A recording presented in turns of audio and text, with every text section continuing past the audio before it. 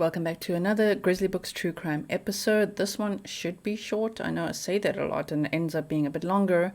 But I just want to show you where Brian Laundrie abandoned the van, where the couple that I've just shared a video of them showing the footage of the van that was abandoned, and where he was hitchhiking from on August 29th. Okay, so my name is Gisela K. You can call me Gisela, G, Grizzly, Gizzy, not Jizzy, or just G. Let's get started.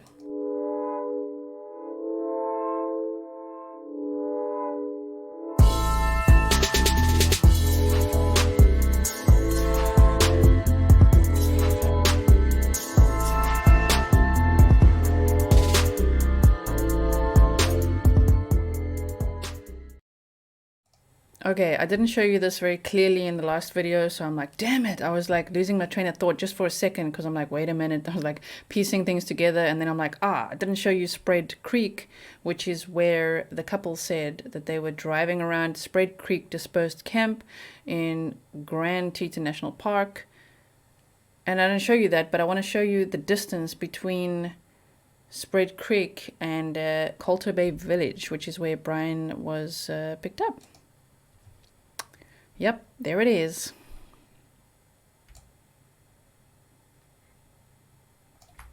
See that?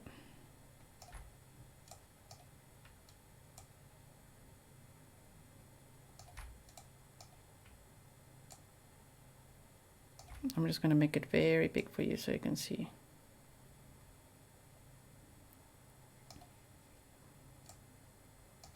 Okay, so got to move it just slightly like this. There is the Spread Creek, that's what I typed in, Spread Creek camp. That's what came up.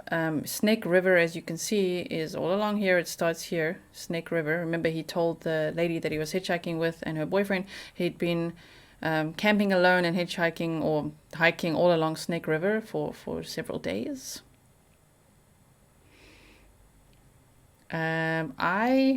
My speculation, my belief is that he could have taken Gabby back on the 24th for one last visit to the Delicate Arches and then headed north into Grand Teton National Park.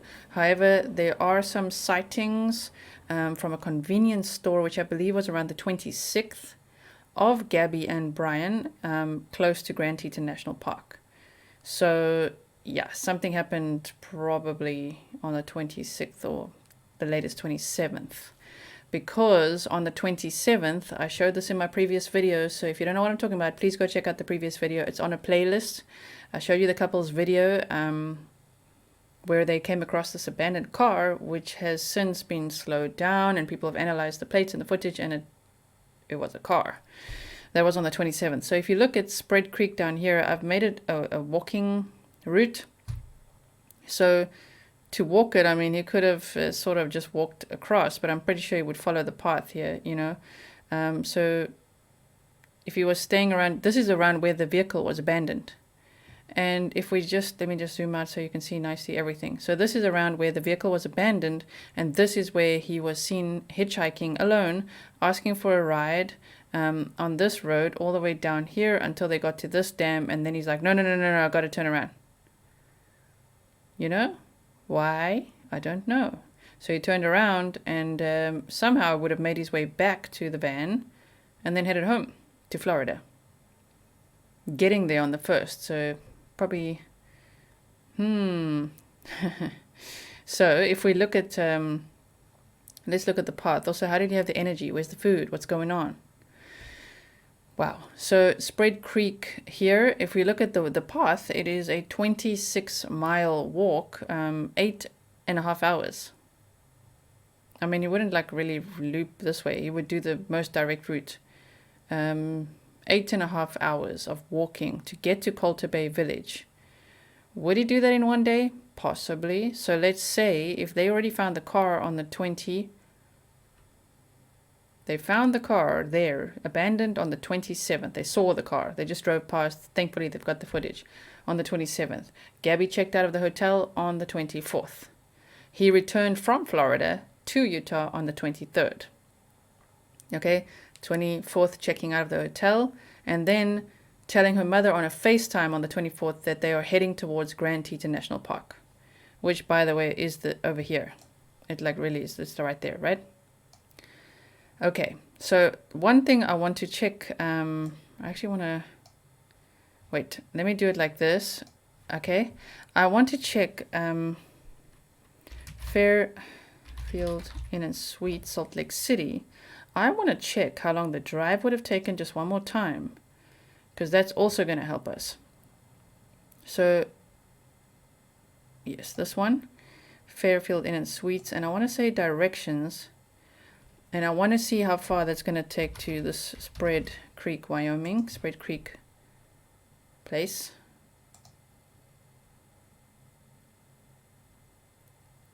Hmm. 5 hours and 54-minute drive. It's almost 6 hours. A 6-hour straight drive, depending on which route they would take. Wow. So if they took this route, hold on.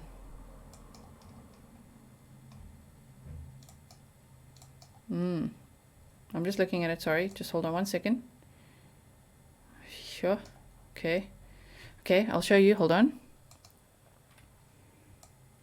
So from the Fairfield Inn and Suites where Gabby checked out on the 24th, it would be a 5-hour, 59-minute drive up to that campsite. That's where the van was seen abandoned. That is near to where they're looking for her right now.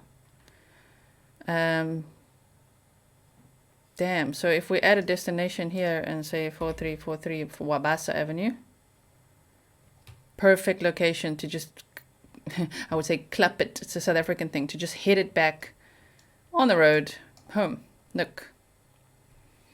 And that's a 41-hour drive. You can't do that in one go.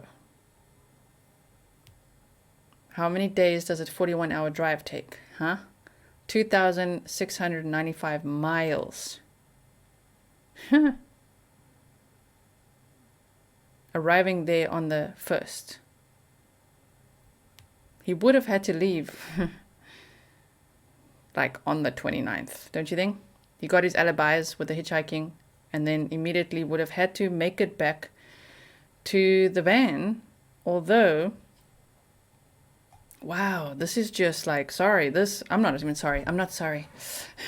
If you look at this, he was in Colter Bay Village, right? That's where, so he was, according to them, right? I'm shaking my head at him. The van was abandoned here, okay? And so he was walking around alone with a backpack and a tarp. And the couple picked him up here. So somehow he got there. Maybe there's other witnesses that got him there that we haven't come forward yet. But he was spotted there and hitchhiked and then got a ride back down to Jackson Lake Dam, let's say. So now if we say from Jackson, I just want to change this one. No, I want to change this to Jackson Lake Dam. Jackson Lake, Wyoming, Lake Dam. Yeah, this one? Okay, so if that's where they dropped him off, he would have had to hitch another ride back to Spread Creek, you see. And because walking would take 7 hours and 15 minutes. So he wasn't walking back. He probably hitched a ride eastward. If I were to click on driving here, can we drive it? See, he would have driven back to this Hatchet Resort probably with someone heading that way, and that would have taken 46 minutes. So he would have been there by, you know, the ride was what, around 6 or 6:30 as well, that around that time, from what I remember the TikTok lady saying, Miranda Baker. So he drove down there, so let's say it's around 6:30, 7 p.m. that he's now finally getting a ride eastward, which means by 8 p.m. on the 29th, he's arriving close to camp. And then he would have to walk from Hatchet Resort, so let's see how far that is. Wait. I want to see how far his walk is, would be from about Hatchet Resort. From Moron, yeah, that's what we said. That walk is a 3-hour walk. So if he got back to around Hatchet Resort on that road, he would have to walk 3 hours down to Spread Creek. Okay? Are you following? On the 29th, he was hitchhiking around 6-ish. Which means 6, 7, and then there's a 3-hour walk. So he's like walking at freaking night?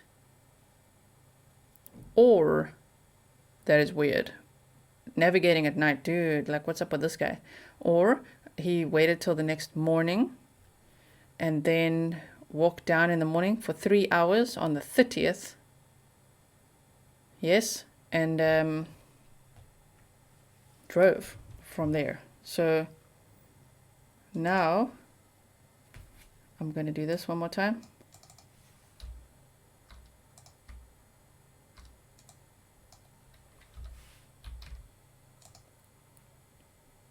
Not walking, driving. Yep. 35-hour drive from Spread Creek. See, they're looking in Wyoming. He could have discarded of her if he did murder her anyway here. But this is a 35-hour drive from Spread Creek. So, on August 29th, he would have, I don't know, do you think he would have hiked from, let's say, Hatchet Resort for 3 hours in the dark? I don't know. I don't see that happening, but you never know. He's quite freaky. But let's say in the morning, first thing at sunrise, you know, maybe at 5-ish in the morning. He's there by 8 or 9. By 9 o'clock, he's on his way. He's back to the van. And no one spotted him at that point. No one's come forward. This dude walking alone towards the van. Damn. And then got in the van because he did return home with the van. We know this. So the van was abandoned, seen on the 27th. He was hitchhiking around the 29th. So let's say on the 30th, he gets back in the van and drives for 35 hours. He must have had a stop somewhere, and definitely a fuel stop. So if he went on the 30th of August, he had... Let's say he went in the morning, right, at 9 o'clock. So that would 24, and that's 48 hours to get there on the 1st. And it's a 35-hour drive. Makes sense. Would have split this in two. He would have driven, let's say, 20 hours, had an 8-hour sleep, and driven the last 15 hours. But he definitely would have had pit stops, and they are looking into that. I believe the police are looking into camera footage, you know, all the surveillance footage from gas stations, from witness reports and all that. But wow. Right? Damn. My goodness. I just want to verify one more thing for you guys, okay? So just hang in there with me. I want to say...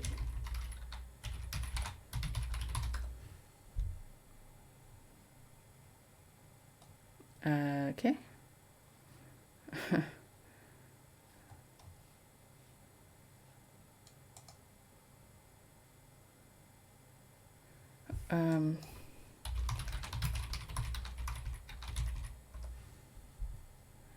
Okay, I just want to see what time it was.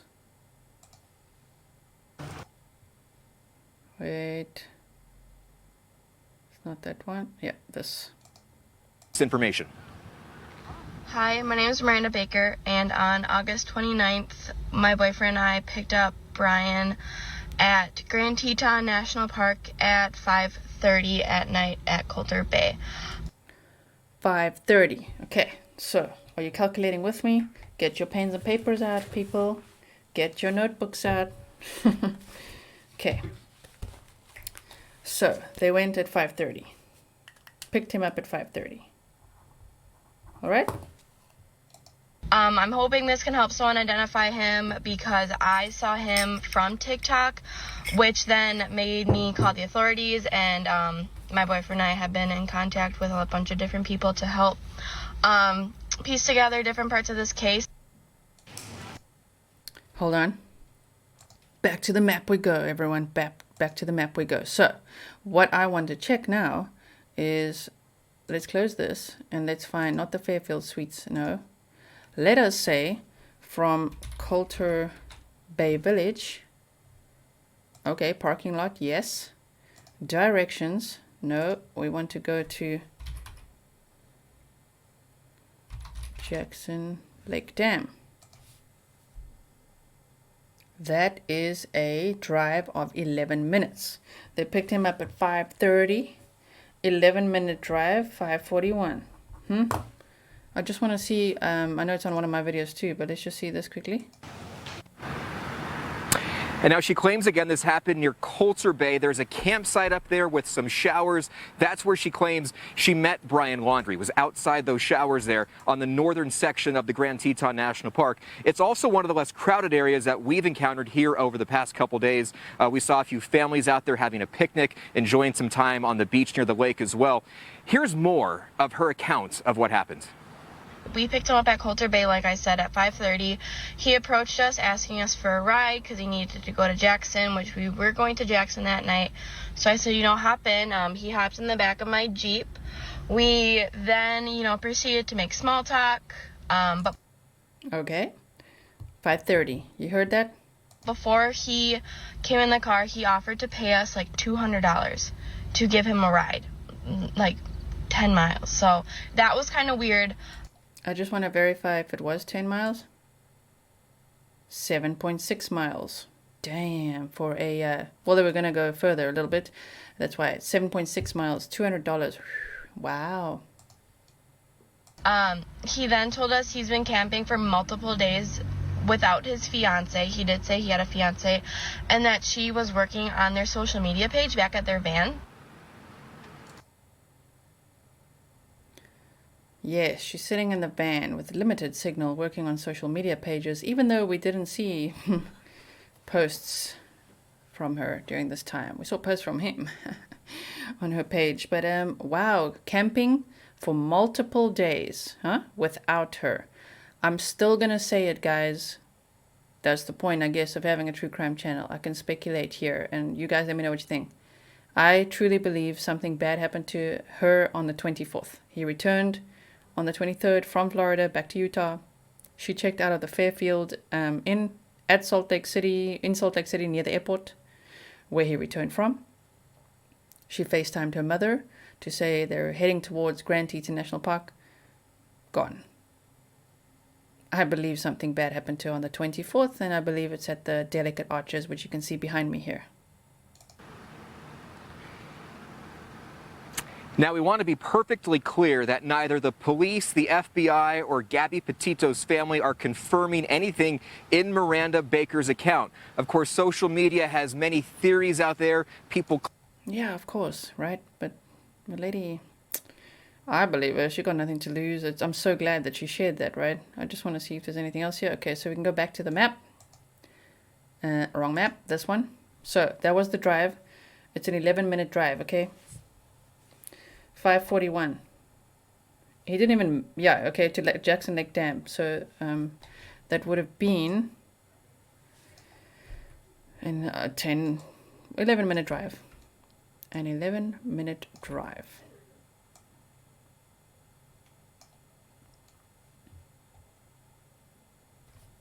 Now, that's an 11-minute drive, okay? So let's take it at 5:41. Now he's got to small talk somebody else for a lift. So let's say again at 6 p.m. he is heading from Jackson Lake Dam, and he's heading to Hatchet Resort. That's what I was typing in Moran. That drive, if you got a ride, was around 17 minutes. So let's say he gets there at 6:30. Okay.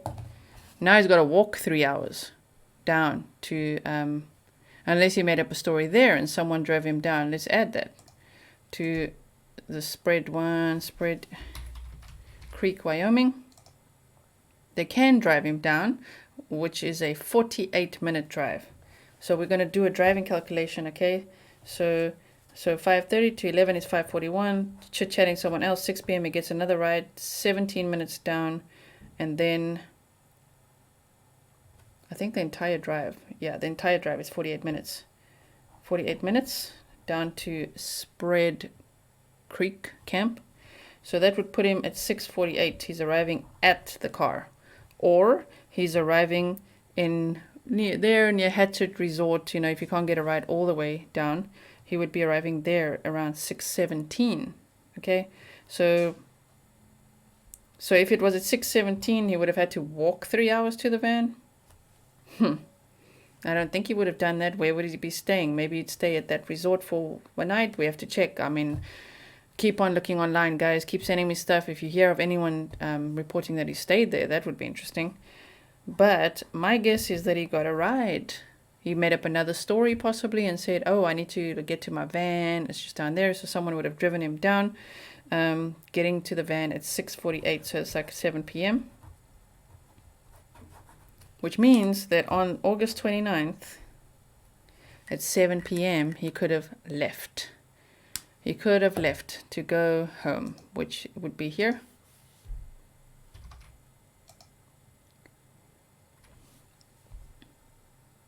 Okay, which just go like this. Now you can see the entire journey that I'm plotting here. From Colter Bay Village down to Jackson Lake Dam, all the way to Hatchet Resort, down to Spread Creek, and from Spread Creek turning around and getting back on this road all the way to home,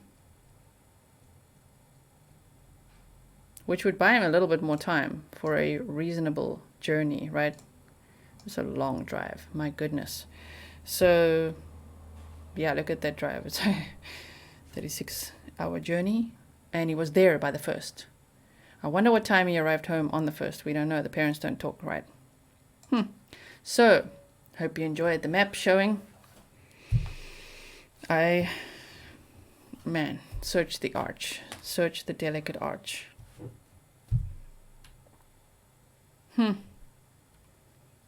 Wow. Okay, well, that's it for today. If you like this video, remember to give it a thumbs up, hit the subscribe button and the bell so you get all things Grizzly Books True Crime. Again, my name is Gisela K. It's my pleasure to bring you this content. I'm on the lookout for news all the time. I will update you as soon as I know anything more. Thank you so much for watching.